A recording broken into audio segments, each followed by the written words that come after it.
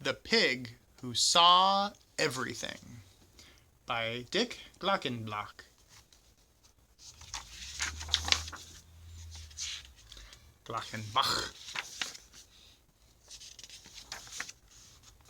Henry, a piglet, lived in a small sty inside a large barn. He shared the sty with an old and good-natured sow named Esther. Henry had everything a little pig could ever want. The barn was always nice and warm in winter, and always cool in summer. The mud in the sty stayed soft and moist, and every day the farm boy brought pails filled to the brim with tasty fish tails, egg shells, sweet potato peels, and stale bread. But still, the little pig was not content. "What more could you want?" asked Esther. "I want to see the world," Henry told her. "That's what I want." Her small friend puzzled Esther, for she was very happy in the comfort of the sty. "Oh, mercy me," Esther said. "That's a big dream for such a small head." "Even so," Henry said, "I will not be happy until I've seen everything there is to see." So while Henry spent his days eating tasty slops and sleeping in the warm mud, he dreamed his big dream about seeing the world. Each day passed much like the day before, until one fine spring morning the farm boy came with his usual time. "Pigs! Pigs!" he called, banging his pails against the sty door. "Come and get it, pigs!" But because so many flies lived with Henry and Esther, the farm boy did not wish to stay in the sty too long. He dumped their food into the trough as fast as he could and hurried away. Esther's large snout sniffed the air. "Hallelujah!" she squealed. "I smell rotten bananas." But Henry didn't give a hoot about dinner. "Look, Esther!" His voice trembled with excitement. "The boy forgot to close the door." Esther's head was already in the trough, and her mouth was full of bananas. She didn't see that the careless boy had given Henry the chance he had finally had to make his dream come true.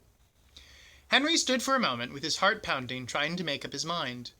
Then he ran through the mud and out the open door. He didn't stop running until he reached the very center of the big barn. There a great happiness came over Henry. He jumped and danced and sang a little song.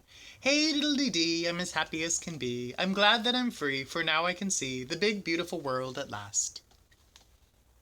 Henry made himself dizzy, spinning round and round, looking this way and that way. "Oh my," he said, "the world is such a big place. And the sides are very high. And look," he gasped, "there's a large hole at the top, and it's full of hay. So that's where hay comes from a hole in the top of the world." Henry was very proud to have made such an important discovery. When Henry calmed down, he began to feel strange standing there all alone in the center of the world. "Oh dear," he told himself, "I must take care and not get lost." So he decided to return to the edge of the world. Then Henry began to explore, walking safely along the side. The first thing he came to, as he followed the wall, was a gaggle of geese.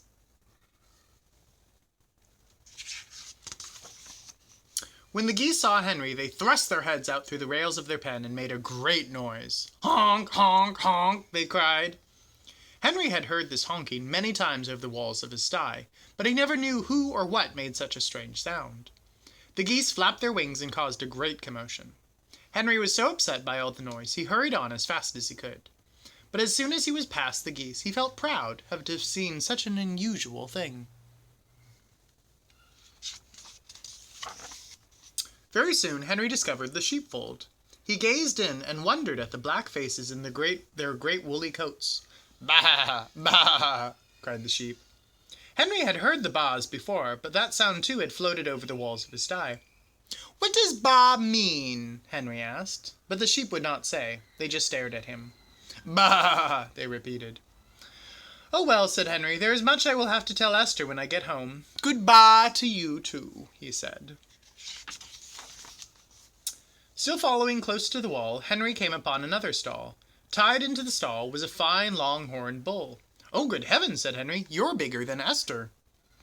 The prize bull was a terrible snob. He lifted his head high so Henry could see the gold medal around his neck. Then, with a great flourish, he swished his long tail and chased away all the flies. "Oh, how very clever," thought Henry, wistfully, for his own tail was of no use at all.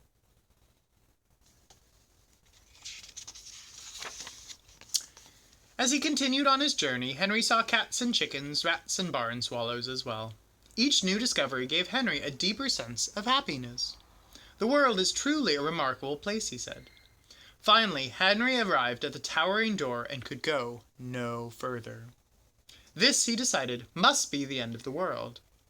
So thinking he had seen all there was to see, Henry turned and headed for home.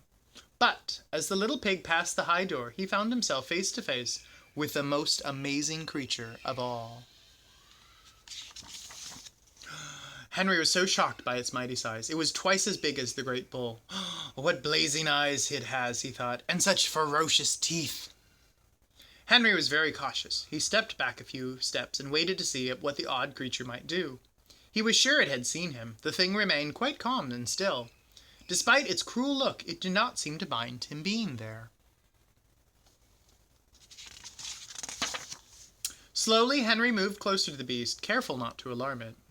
When Henry was as near as he cared to be, he was surprised to discover that the legs of the beast were round, and that the skin was hard and shiny.